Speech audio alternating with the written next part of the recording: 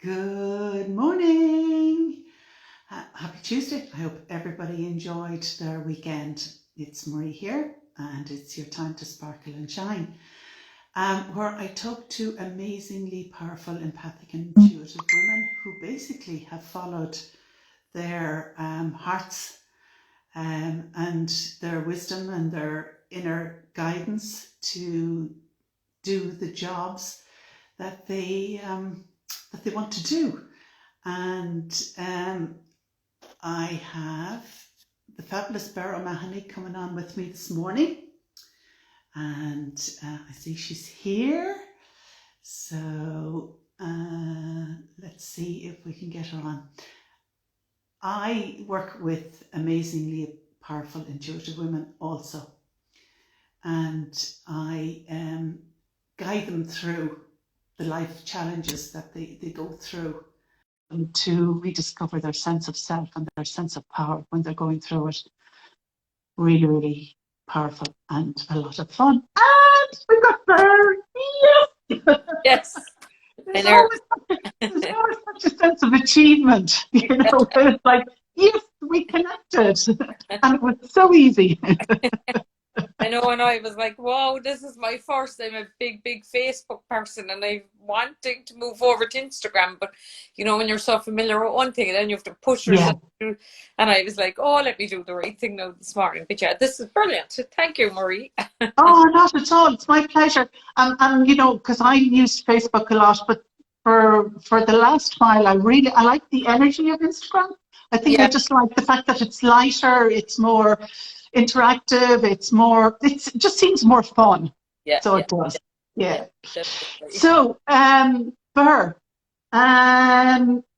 you are a tarot a tarot reader, is it real life and truths, but also the keeper of sacred wisdom. So we will go into the tarot first. Okay. And how that came about. So were you always, I suppose the background is, were you always spiritually aware? Were you always aware that there was more, that there was more to life than, than the life you were leading, or your awareness was that was bigger than what we were actually seeing and feeling? Yeah, definitely, Marie. I couldn't say there was, there have been moments where I could say, yeah, that's where there was a leap or something changed. But where did it start? I couldn't tell you. I didn't suddenly see angels or spirits when I was 5 years of age. Yeah. I always remember knowing and really knowing that there was someone I could pray to. There was actually, my grandfather died when I was very young, and he used to live with us.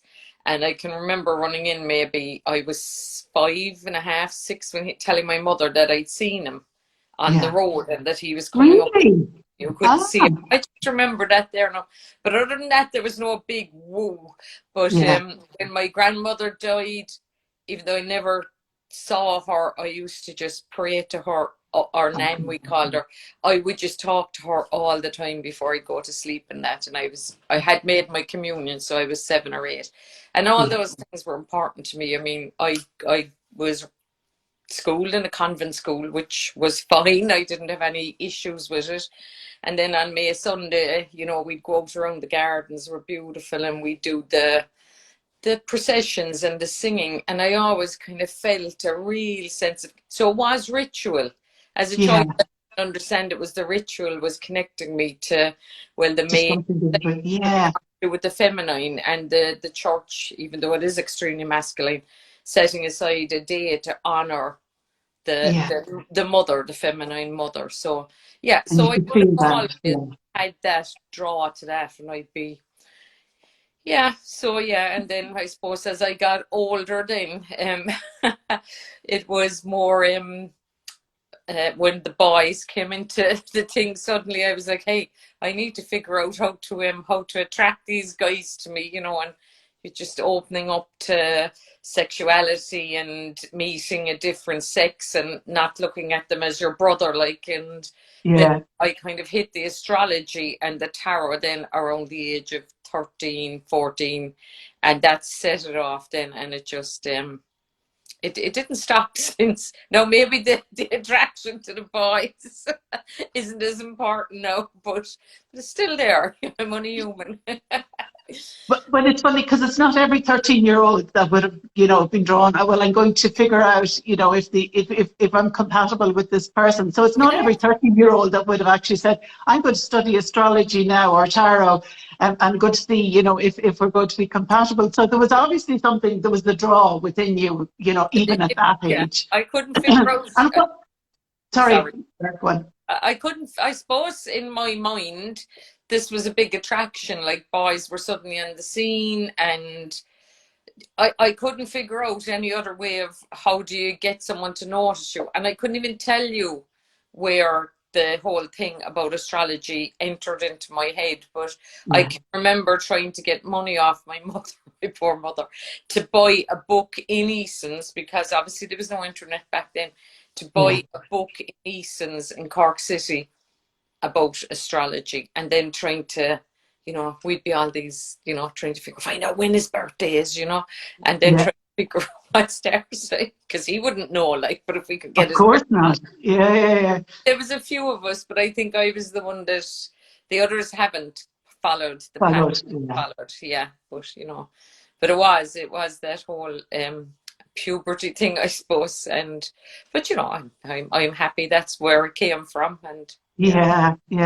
So astrology actually was your first draw into, and then the tarot sort of followed after that. Yeah, the astrology was the first drawing, and then I started finding out about the tarot, and not so much as it could tell my future in that was interesting, but I was just fascinated with it, with the symbolism, with the names like the Fool, the Tower, all those things. Devil, I had to study as well. I was in school. Of course, But any book I could get in the library, I was, into Cork City Library, or there wouldn't be that many books in the convent library on it. But not on tarot anyway. And try and get my hands on a few books and that, and then that just and eventually then the tarot came up. Now it wasn't that easy to get tarot cards then, because you're talking, what am I talking 50 years ago, and it wasn't that easy to get tarot cards, and that then they wouldn't be in Holy Catholic Ireland at the time.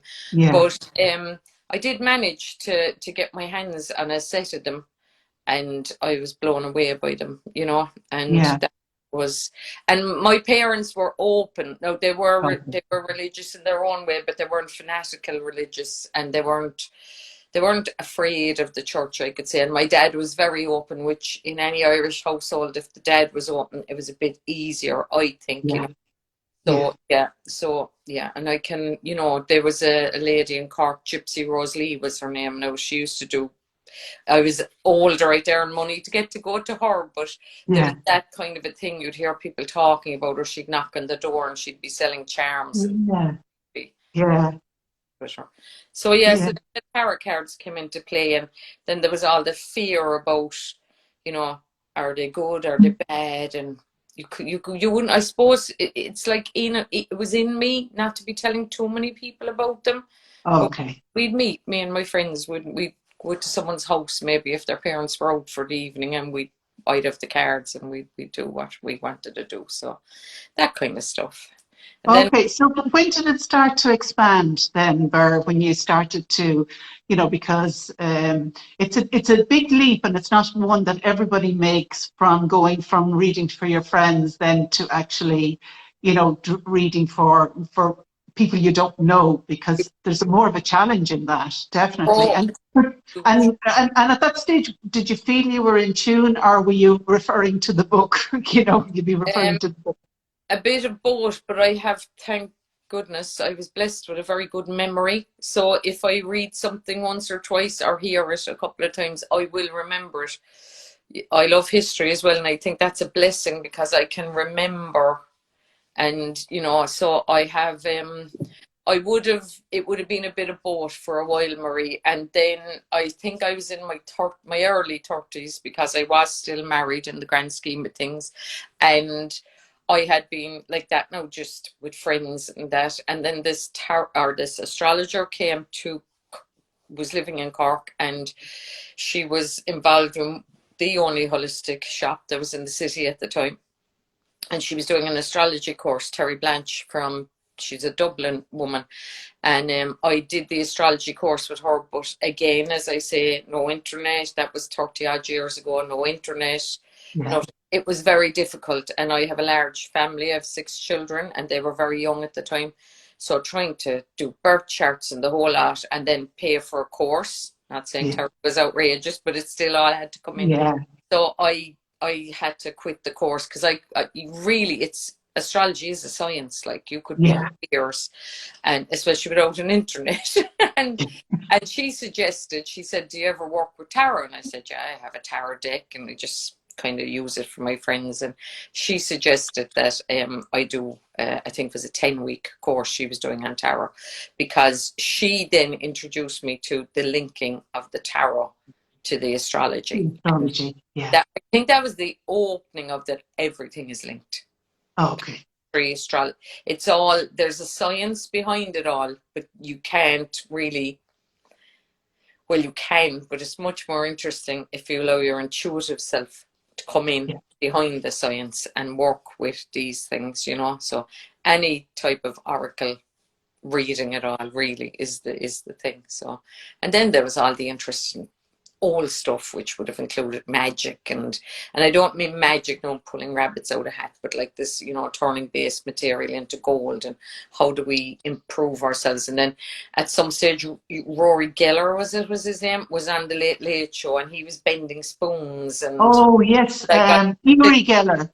Yeah, I was still in teens at that stage, and so that was another introduction then to manipulating energy and being able to.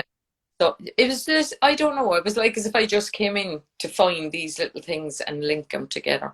And then I opened, myself and a friend and one of my sisters decided, because we got so into this stuff, I started studying rebirthing, Reiki, all the different modes of stuff. Crystals were huge. I love crystals. They're all over the house. They're in the foundations. They're everywhere. Crystal was a big thing then, and that would have been in my late 30s. And we eventually opened a little holistic shop in Cork City. And that was great. And I loved selling the crystals. I just think my belief is, and it's my belief, that Mother Nature provides us with everything we need. So the crystals come from her. So I do believe, and you can do experiments on them. There is energy in them, and a plane can't fly without a bit of quartz in it. Unfortunately, one of those bazookas that has a target to hit and do damage can't go without the quartz in it. Well, not maybe, I don't know about the Apple Watch now, but the old watches, they all quartz in them. They were quartz, yeah. And in the old days, people knew where to put quartz. Even if we go back to Newgrange, Marie, they said that like that slot in the top where the sun goes through and that there was 2 quartz crystals at either side of that, which they removed for whatever. And I don't know, but that's there when they were uncovering it, there was 2 large quartz rocks in that at each side. So, that again brings me back to the ancients knew a lot more than we give them credit for. Yes, totally, absolutely. And when the shop opened, then we were making up our signs for the centre, and Trish, a friend of mine that does tarot and healings as well now, her brother was doing the sign rating for us, and she put up tarot readings, and I was like, oh, and she said, you're going to start charging for them now. You're really good at them. You've been spot on with everyone, just friends. Yeah. So that was my step, and that was a real challenge. I can imagine. Yeah. Stepping into the corner that you know enough to give someone advice.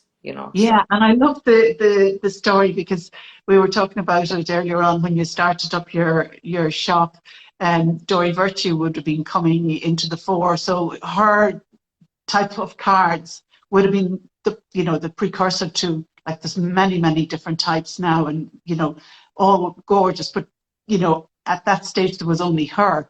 But you actually wrote to her to Doreen Yeah, Virtue. Sister Karen wrote, and it was mad. We got a reply. I can Yeah, still remember, she was in a small little shop and the crystals were everywhere, and we were like, "Oh my God, she's from Doreen Virtue," And so I know I'd be excited now if something like that happened, but I wouldn't be. I suppose back then you had all these people up on pedestals as well. yeah, And I still would. I mean, if Tony Robbins knocked at my front door there, I'd probably collapse a bit. But I yeah, wouldn't be, I suppose I wouldn't be as much in awe, because now I know we all have it within us. yeah, But like, yeah, she wrote back and she said her husband, I don't know, was a Stephen Farmer, one of them, and who at yeah, the time had Irish roots, and she'd love to come to Ireland, and she was coming to London, and she couldn't supply us directly with the cards because obviously they were going through Hay House. But yeah, we had coming in all the time. Do you have the angel cards? We were running angel classes. My friend had moved out from the business at that stage, and my two sisters, Fanula and Karen, who were into all the alternative as well. yeah. We ran classes and things like that. So we had a lot of people coming in, and they would be looking for the angel cards. So you kind of had to go to Dublin or somewhere if you wanted stuff. Yeah, I You know, it's know, so easy. It's so easy now, and it's interesting, that whole thing about the people putting their faith. At the time, she would have been perceived as the icon and the Dion yeah, of all things that would have been spiritual. And then when she changed course, it threw an awful lot of people off, because they were literally following what she said and had a belief in her and what she said.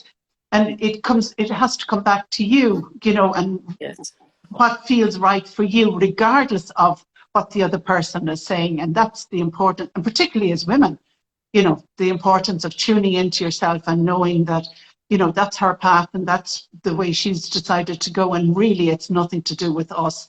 And we can go and live our lives. We don't have to follow her, in other words.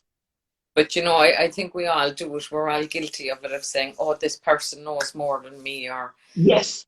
and that's part of our journey, isn't it? But Yes. it is the Totally. thing that when they step out of what you believe they are, it throws you. So Yeah. that's where you have to come back to your own belief in yourself, Yeah. your intuition. Yeah.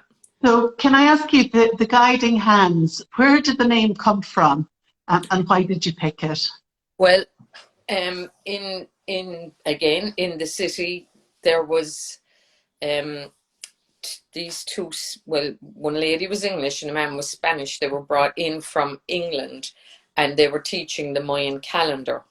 So of course. Now this was before all the drama 2012. Like, there was the talk of 2012, but we weren't that close to it. I Yeah. think it might have been the 90s, maybe early 90s, I would say. Yeah. And myself and my sister Karen decided that we would do this weekend course on the Mayan calendar. So it was just fascinating. It blew me away. So like that, we bought a few books again because we were down to books. The lady that was teaching it, her husband had been an engineer. Sheila was her name. She was an English lady from Dartmoor, I think. So she was, but they were living in Spain. So he had got a big contract a few years previous in Mexico, and he was working, building roads and what have you. And she got really in with the local, and then she met the shamans and the different people, and she learned about the calendar. You had to actually make it. It's rings. I should have brought one down. I have them upstairs, but it's like rings within rings within rings, Yeah. and moving everything to line it up to the day that you were born. So the day that I was born would be what you'd call a manic, MANIK, not the way we look at it. Not the yeah, not the So other meaning than it. yeah, it's the hand that guides. So Oh, okay. that's what I came in with the energy of more or less guiding people, and very much priest and priestess energy that you. Yeah. So I was fascinated with that, and like guiding hands then just came from that, because I do believe that is part of my journey. The Yeah. Mayans and lots of other indigenous and older tribes would believe that where the planets and everything were on the day you were born is very important, and you bring gifts from that, because it is the as above so below. There is no difference between what's going on out there and what's going on down there. We can see that even with the sunspots now and the rays, you know, penetrating through, and that everything affects us. Yeah, For everyone totally. out now. Yeah, But they did believe that whole astrological aspect. Now, I'm not talking about fortune telling astrology, but the whole astrological aspect yeah, brought a gift to the child, and then they nurtured that gift within the child. And if it was developing, then the child was encouraged. And if it wasn't, I'm not sure. I presume they were just taking on another path. But yeah, that's where the name Guiding Hand Tours yeah. came from. So That's it's that, that, me, part yeah. of, yeah. That's So fabulous. And because I know you have a very strong affinity with Egypt, and it's a place I've been to a few times myself, and I have really, really loved. I've loved the energy, I've loved the history, I've loved the feel of it, I've loved the power of it. And you, when was the first time that you felt it, Ber, or, you know, the draw towards, or the fact that, you know, you actually, because part of what it is that you were doing was that you were bringing tours to Egypt to basically to connect with the land and the energy and the spirit of, you know, the god and the goddess of, you know, of the country that you were visiting. yes. So when did that, how did that come about? Well, a bit like the whole connection with spirit side of things, it had always been there. Now, I would say that my father often spoke of Egypt, and when Richard Burton and what's her name, Oh, yeah, Liz yeah, Taylor. Liz Yeah, Taylor did the whole yeah, thing, Cleopatra and yeah, Antony and all that. So this would have been something that I think I can't remember back, you know, would have been in our household, you know. So, but I do believe it was there. Like, I'm old enough to remember the first television coming in the door, but I me do believe too. there beforehand, you know. Yeah. I can't ever remember not knowing about Egypt. So Okay. that's always, because I often try and think, did someone tell you about it? Did you read about what was it? I don't know. It I was always there. do not Yeah, know when I first connected to Egypt. yeah, And just like that, it just grew and grew, and I'd read books on it, and they'd be interesting, but they'd be history books. yeah, And then you'd read of pharaohs, and then of course there was the Sphinx and the pyramids, and thinking, as I did at the time, that they were 3000, 4000 BC built and what have you, and they were amazing. And then obviously television came into the realm, and then you had a few documentaries, and you had the very odd person questioning, you know, why were they built? And then, yeah, of course, as I got older and I could buy books and what have you, I got more and more interested in them. And I remember, oh God, I can't think what age I was, but it was definitely before I went to Egypt the first time. So maybe late 20s. I remember meditating, because I would always be a big believer in yoga and meditation. And I had this vision of the Sphinx lying on the ground, the Sphinx, and she raised herself up, and I'm saying she because she told me in no uncertain terms that yeah, she was the feminine that was yeah, protecting the earth, not the Sphinx masculine as we would know. Now, I can never prove that, but yeah, I say once I had that, I 100% believed that that was the feminine. The same as I believe the Holy Spirit is the feminine aspect of the Trinity. If yeah, we that's, I know that's a whole other story now, but yeah. So I believe that the Sphinx is feminine, even though it has a pharaoh's head up on top of it. But anyway, so, and then one thing led to another. I got to Egypt with, not with a group I brought, but with a group that Richard Waterburn, a friend of mine, was bringing out there. And he had a vast knowledge of Egypt, and he had a lot of alternative beliefs about Egypt. So I had books then to read, and I was leaving my poor father minding my 6 children because I was going off to Egypt. It was my first time leaving them for more than a night, and yeah, oh, I was so homesick, but I was so fascinated. My sister Karen came with me. We begged, well, we didn't steal, but we begged and borrowed to get them, because it was outrageous to go back then. Like, you had to fly to London, you had to go with this group from London because no one from Ireland was doing anything, and flights were expensive years ago. And but I can remember we had private time in the Great Pyramid, and I walked out, and the only thing I knew, because I was in awe, you know, when you're so in awe that you can't even, brain shuts down. The only thing I knew with 100% certainty was slaves did not build the Great Pyramid. And from there on, then I started following Graham Hancock, Robert Bauval, and you know, you get that truth bell that rings in you, and what they were saying rang so true. Resonated with you. And then I thought, I remember saying, well, if I never get back to Egypt, and if I'm paying off this credit union loan for the next 10 years, this was worth it. 2 years later, I was back out there, and I've been back out. It's just like things just line up for me to go.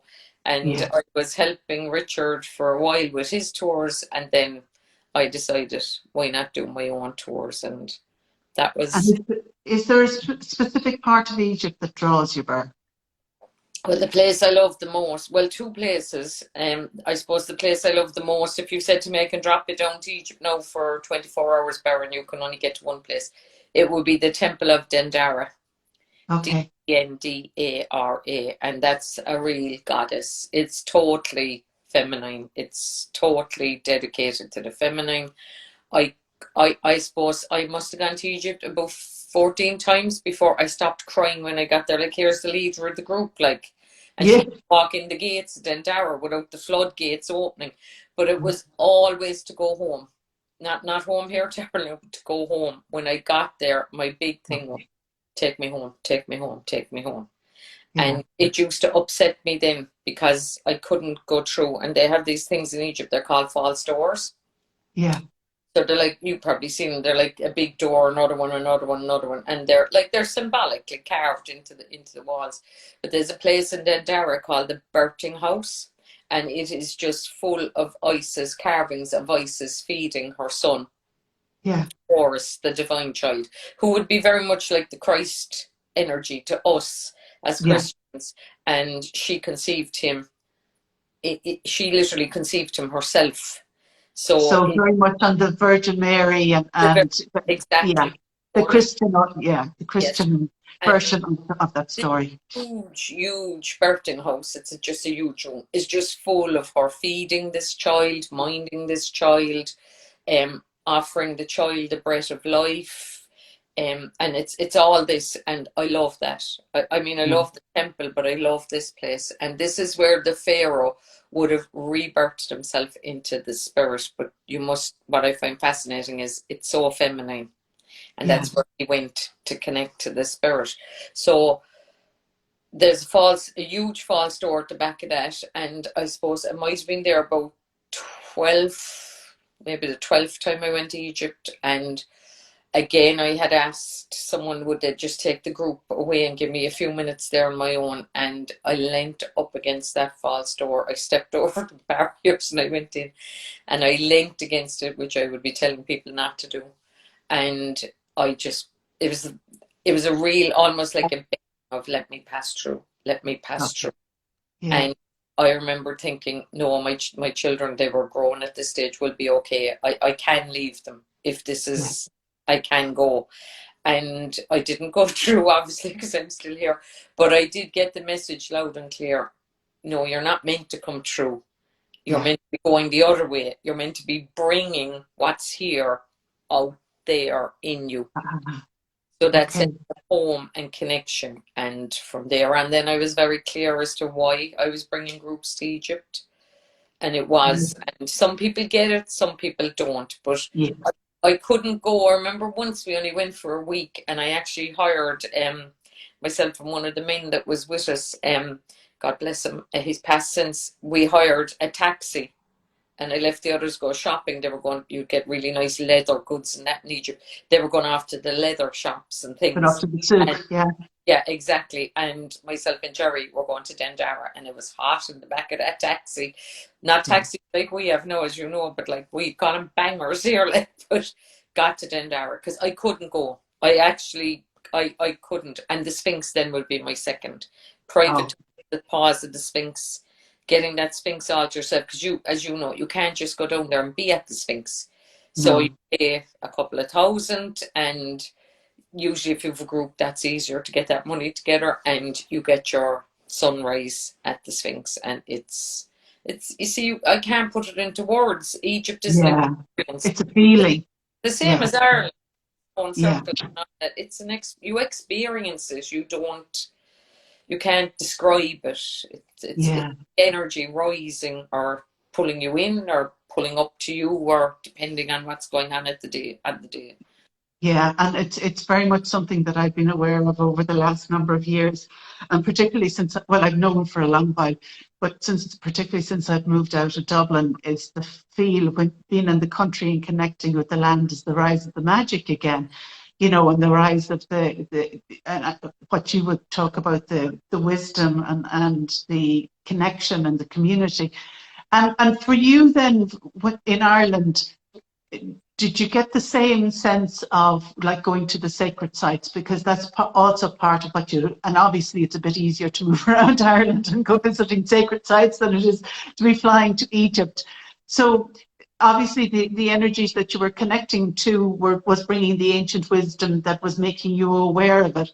And then the Celtic tradition and being in tune with that was giving you another aspect or another viewpoint or a shared awareness of the same wisdom, or did it feel slightly different? Energetically slightly different, but Okay. if I was to logically write it all down, it would be this, it's all coming from the same source. I Yeah. just, it's like it's coming in different patches. To me, Ireland is a very heart-based energy. That's what I feel. I always say to people will say to me, would you not move to Egypt? Do you love it so much? And I Yeah. know I would love an apartment out there in Luxor near Dendara, but Yeah. I wouldn't leave Ireland either. And that's not through fear or anything, because I've been all over the world. But my heart I always say, my heart is in Ireland, my soul is in Egypt. And Yeah. that's the way I go with it. It's not that I don't have the spiritual connection, but it's a very heart, earthy Yeah. connection. And Yeah. like this morning, even there now, I was feeling a bit when I woke up, because I have a busy day today, and I was feeling, I'd say scattered, but there was part of me going, oh, for God's sake, no, I've all this to do today. And I just said, right, off you go. I started my journaling, and then 5 minutes later, I was outside in my bare feet on the grass. And Yeah. within seconds, I was back in, and I was fine, grounded, realigned, ready to rock and roll. And Yeah. it's just, that's what Ireland has. And it has that, like we have circles, everything is a circle, which to me is a very feminine energy. Yeah. It's that, and it's a life force energy, because life does go in circles. We've stone circles. Most of our stones are circular anyhow. Yeah.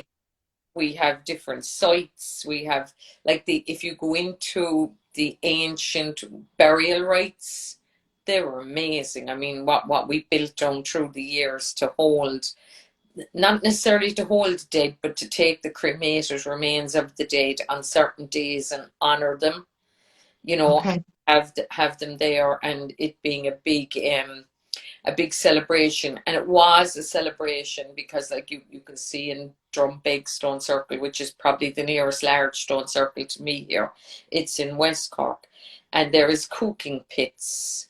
Everything is there, that people came together to celebrate the winter Yeah. solstice and the Yeah. coming of the light, and people understood the seasons and that. Yeah. And I think that's beautiful. Now, I know in Egypt it was all aligned with star systems and that, but I think we're more of, and I think that's why people love the Irish. We're, Art. we're more flowing. We flow with the Yeah. energy. We know we Yeah. wake up and it's raining, we go, oh Lord, here's the rain. But then we know we'll have the sunshine. We're adaptable. I think the weather Yes. Yeah. is Yeah. adaptable. Yeah. I Totally. love in Ireland, and like some people just come on the tours around Ireland out of curiosity, but a lot of people get a lot of spiritual energy from the circles as well. And I'm always saying, I feel those places recharge my batteries. Yeah. Yeah, that no, I can yeah. understand that. We were in Dublin, and part of the thing was the kids would be going on school tours. So if they were ever going to Newgrange, I was always volunteering because I just loved the energy of Newgrange. And then when I moved to Athlone, it was like I had never really, I'd heard of Ishnak only about 6 years ago. And then when and Clonmacnoise, Oh, beautiful. so that those energies were both, even though, like originally I would have been from Ballinasloe, so they wouldn't have been a million miles away from me. But when I moved to Athlone, then to get the opportunity to go to over to Ishnak and to feel the energy there. And then there's a gorgeous place in Clonmacnoise, Dunleary, I think it was, and I can't even remember the guy's name, but he has literally beside he's got a holistic center, and there's 3 different pyramids that he actually has built and created. I And know. I've Or they done, wouldn't. That's he's a doctor from Dublin. yeah, Was a doctor. Yeah, yeah, I've worked up in his place. He's fascinating. absolutely, totally fascinating. And to be there and to Derek. be part of that energy, and to be able to meditate and to have opportunities to go and spend time in the I can feel my heart opening up to it, Yeah, to feel that energy of that connection, of that, and the reality is yeah, it's pretty much always women that go there. So it's like, that women that are getting in tune with themselves, with their sense of power, their sense of spirit, the sense of connection, and the empathy, the understanding, the intuition, all of these things that they're learning to explore. But to be in a space like that is just phenomenal. So it is. yeah. Derek Yeah, Watt. yeah.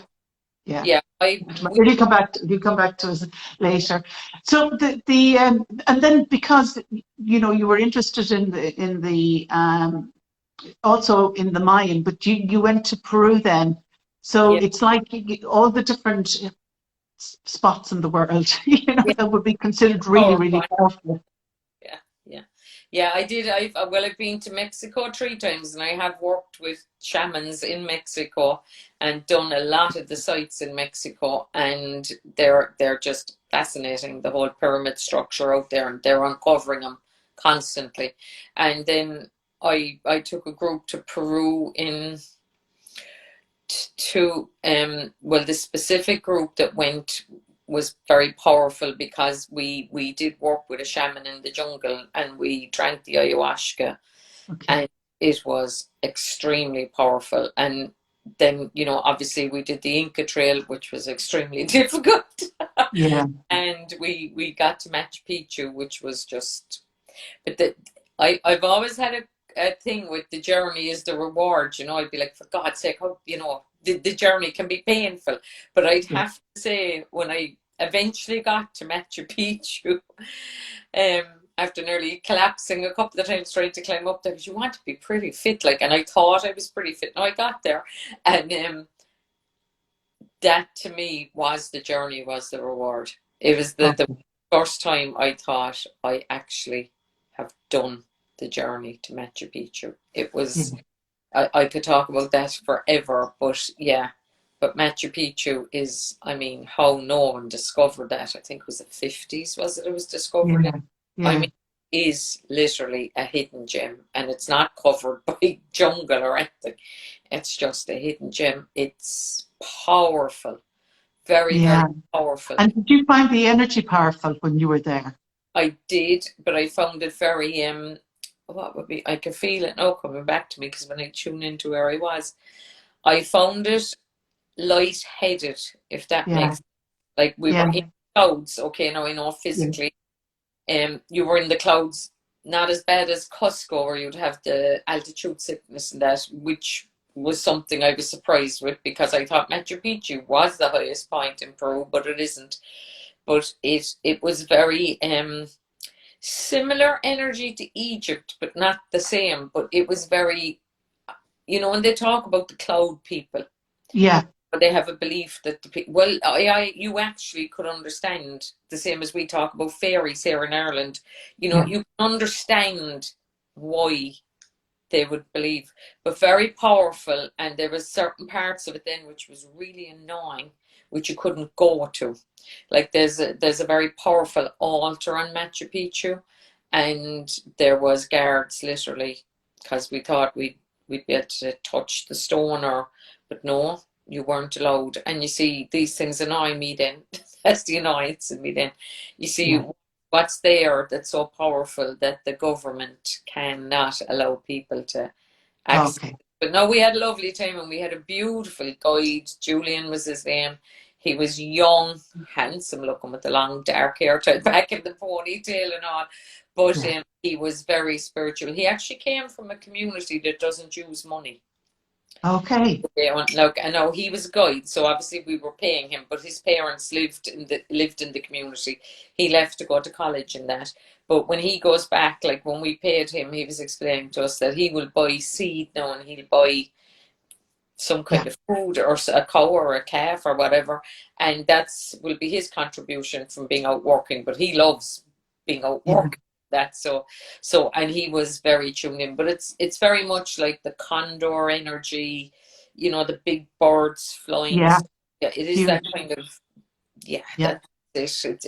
It's that sense. There's a sense of freedom there, and I think the fact Okay. that they hid it for so long. It's got some places you go into, it's the same in Ireland, there's so many people traipsing through them. And even in the Great Pyramid of Egypt, I'd have to say that's why we always, when I'm bringing a group, it might be a bit more expensive than going out there yourself, but you get the private time. Because if you're Yeah. in the pyramid and there's like 50, 60 people Yeah. traipsing through, they're Yeah. going in, Yeah. look, they're taking photos, they're having a look, they're going back out. They have no connection to it. Now, something is bringing them there, don't get me wrong. But you have that kind of, almost like as if you're in a busy street. Yeah. But then if you get there on your own, and It's I, very, I very different. Yeah. Machu Picchu was more pristine because it hasn't had hundreds of years of visitors traipsing Mm. it, if that makes sense. Yeah. It's Totally. and I think Dendara a bit the same, because you have to go on a bus. Like up to a few years ago, you had to have an armed escort to get there, and there was there's not as many people going to those. The same with Four Knocks. I shouldn't be saying there's no people go. Four Knocks, it's above, near enough to the hill of Tara, and it's a tiny little, very similar to Newgrange, but much smaller, Okay. and it's difficult to find. And the lady down the road has the key, and most of the time you go there, they'll just be yourself, maybe one or two other. Yeah. Yeah. Makes it special. That's an Yeah. amazing Irish site. Whoever's Yeah. listening now will know. But anyway, I think people are getting to, because Anthony Murphy, bless him, who's an amazing man, he has his YouTube channels and all that. But he's done videos on Four Knocks and that. So anyone that's interested in the sites will know what's there. So yeah. So, Ber, God, I can't believe it. Well, I can't actually believe it, because the last time we spoke for an hour and a half, and was like, gone like that. So, the ancient, the keeper of the wisdom, what do you feel that is the wisdom that's coming back? And what is it that you feel that, that this is, that humanity is, that energy that we're attempting to, are reconnecting to again? From the wisdom that comes with it. So for you, what is that, or what does it feel like? I feel from all the places I've been, and what comes to me is just one thing strongly would be the honouring of the land.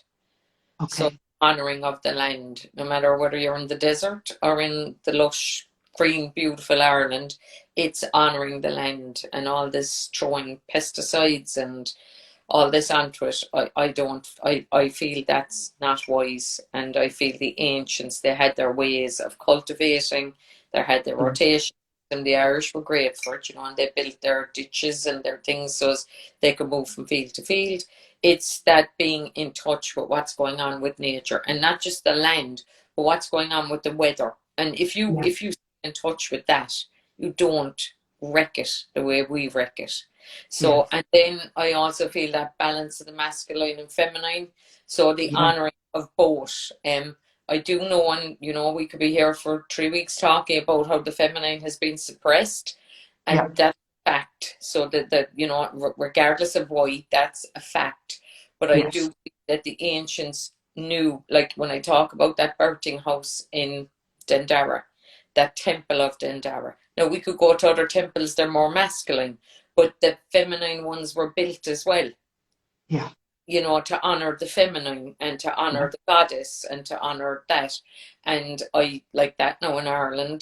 They knew, like, if you get people that study ley lines and all those, that's where they built the stone circles. There are Yeah. their energy points in the earth. That we were Yeah. one with the earth. So the honoring of the masculine and the feminine, and I don't care what that represents, it can be the LGBT community, whatever it is, Yeah. it's the honoring of what energy is moving through your body. Yeah. And that's that honor. And the honoring of women, I suppose, would be strong for me. This whole, like, we do give birth, and we shouldn't be pushed aside. And if you go back to Native American Indians, even when a woman had her period, she was allowed leave the village and go to her moon lodge, be in Yeah. her own space, let her intuitive stuff come through. It was Yeah. honor. Now, Yeah. I know now it's kind of like it's all come, and like girls are now being celebrated. I know people when their daughters have their periods now, they take them out for a meal. The Yeah. dad there, everyone knows. Whereas it was kind of hush hush before, Yeah. like there you are, you Something dirty or hidden or not to that be way. spoken of. I Yeah. can remember my poor mother telling me that, like, they used to have to wash. They had rags. There wasn't even sanitary pads.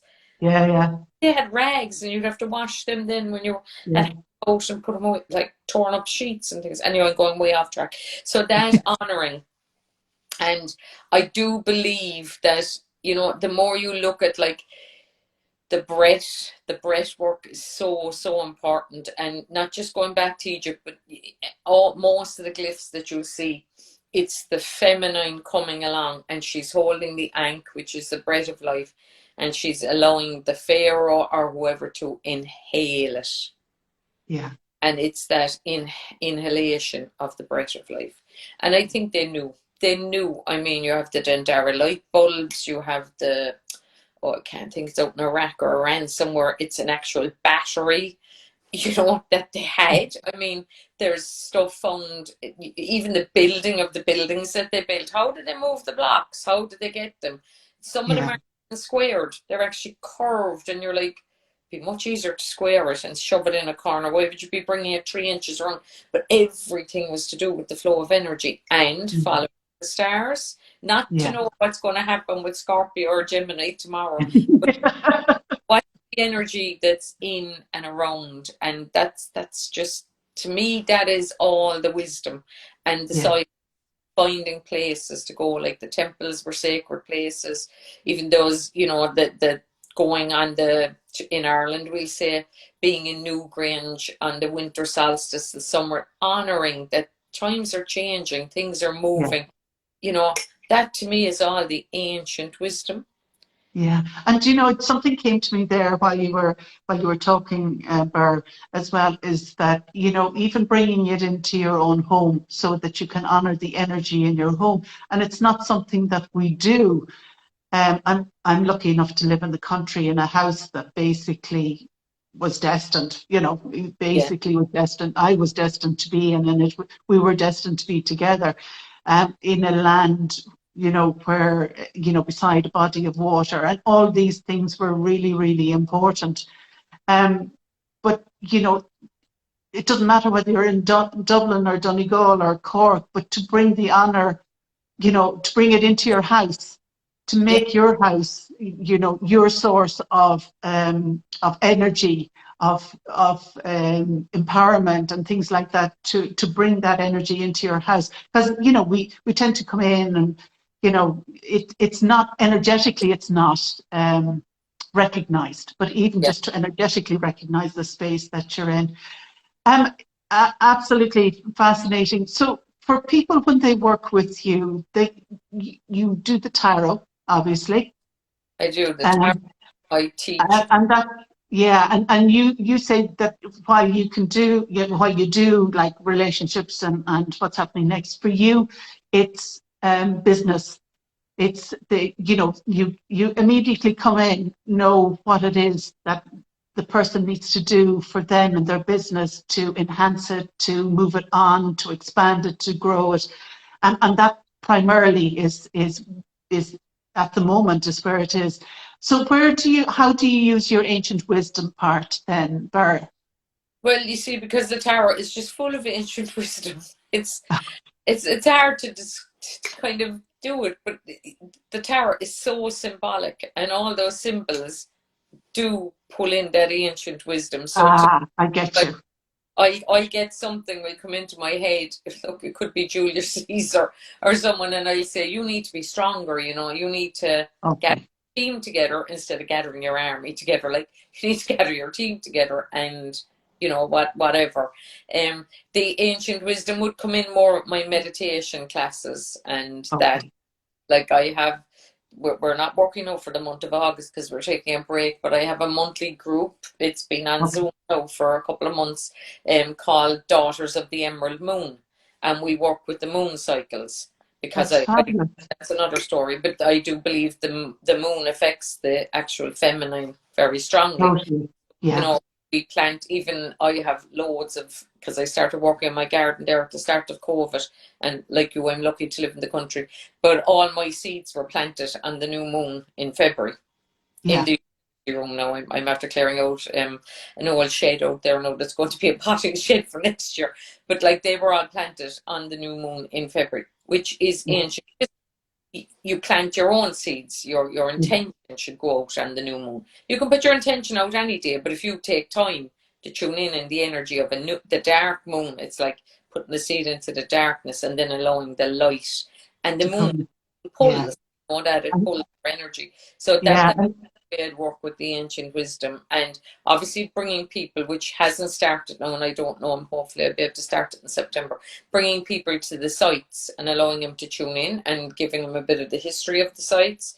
And this And is in Ireland, is it? Ireland, Yeah. yeah. It'll be in Ireland. Yeah. I, fingers crossed, I'm going to, the plan is that I'll go to Egypt myself sometime in October this year, all going well. And I will just suss out what way things are out there, because people, when you're taking a group, you have to be responsible.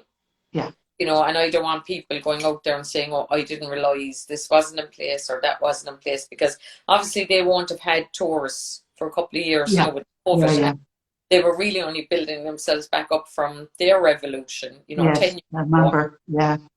So they've never really got back on the tourist track, which for me is lovely, because you don't have as many people there, but for them Yeah. it means they're hungry, they don't have wages and things. So, and I would be hoping next year to take a group back to Egypt. That's it. And that would be a lot of my wisdom and that. And even when I'm reading cards and that, it just slips in. Yeah. It's intuitive. Yeah. It Yeah. just Yeah. slips in. It slips in. So So that's fabulous. So tarot cards, the meditation group, and the tours, they're all, watch out for Bird. They'll all be restarting in September. Well, the tarot cards are all the time, and people can get you because it's Zoom, isn't it? yeah, Zoom, or And, if and how do they get in contact with you then, Bear, for a reading? well, Facebook, I have Ber's page on Facebook, so Okay. BRSPAGE. I have my own page, which is Ber O Mahony. No, I don't leave every Tom, Dick, and Harry into that page, but Yeah. I mean, when that's come through here, I know you'd be very welcome. I have Guiding Hand Tours on Yeah. Facebook. I have Guiding Hand on Instagram, which you're all watching now. Yeah.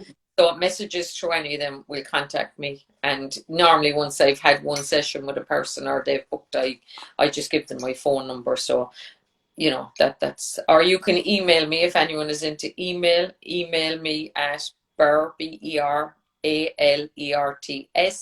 beralerts@gmail.com. Perfect. That's Perfect. absolutely fabulous. I am so looking forward, and I hope that I'll be able to meet one and connect with one of your tours when you're coming up later on in the years. I'd really love to do that. Yeah, it's brilliant. And we always try and include a bit of meditation in the Yeah, tours, try and get a space to just really, really tune in. And that's very powerful for yeah. people. you know, it shifts the Totally. body. So Absolutely. The way we're also meant to be connected, mind, body, and spirit. Ber, exactly. thank you, Agra. Thank you. It was an absolute pleasure. Mind yourself, and I'll talk to you again soon. Bye, darling. Míle Bye maith agat. bye. Bye Bye. bye.